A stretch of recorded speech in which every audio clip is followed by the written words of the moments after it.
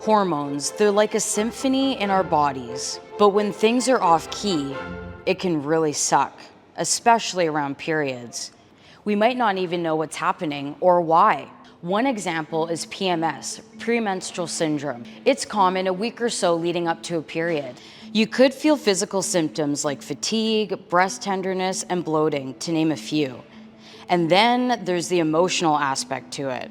So there's some women who suffer from PMS who are mostly swinging off the hormonal chandelier. So why does this happen? Women have two main sex hormones, estrogen and progesterone, and they help prep the body for a potential pregnancy. During certain times of the menstrual cycle, which runs about 28 days long, the hormones spike and then drop, and those shifts may lead to PMS symptoms. But the degree of dysregulation of the estrogen and progesterone can determine how severe their symptoms are. Sometimes the symptoms are so severe, it's very disruptive to a woman's career, her family, her home, and the price is too big to pay. Every day I'm fighting this battle to get out of bed.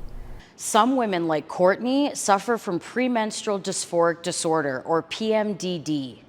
And it's basically defined as someone who gets severely depressed during that episode of their cycle and then simply snaps out of it. Probably 5 to 10% of the population is genetically pre-programmed to have the worst PMS moving into PMDD.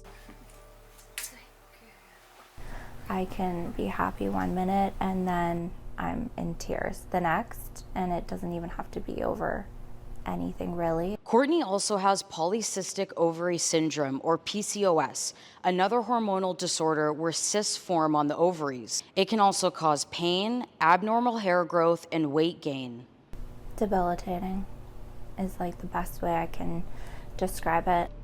And it took 3 years for her to be diagnosed with both. I think the narrative that's pushed by so many people, even healthcare professionals, is it's just a period, it's PMS symptoms. But it wasn't until I was diagnosed with PMDD that I really finally got an understanding that this isn't just my period.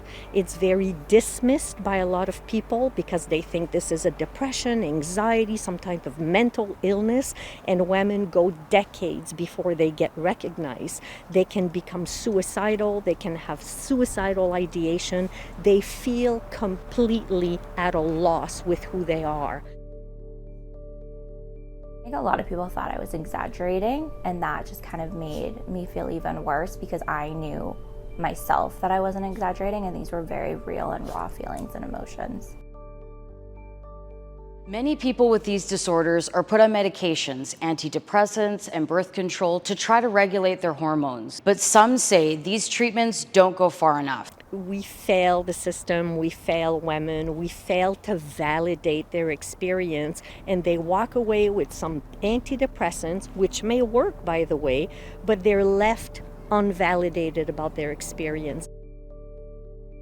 Advocate for your health, but get the information you need from credible sources. So there's a pill for every ill, and we're very quick to intervene with medication. Sometimes we don't go to the root cause of the problem, and the misconception happens because we try and snuff out a symptom very quickly.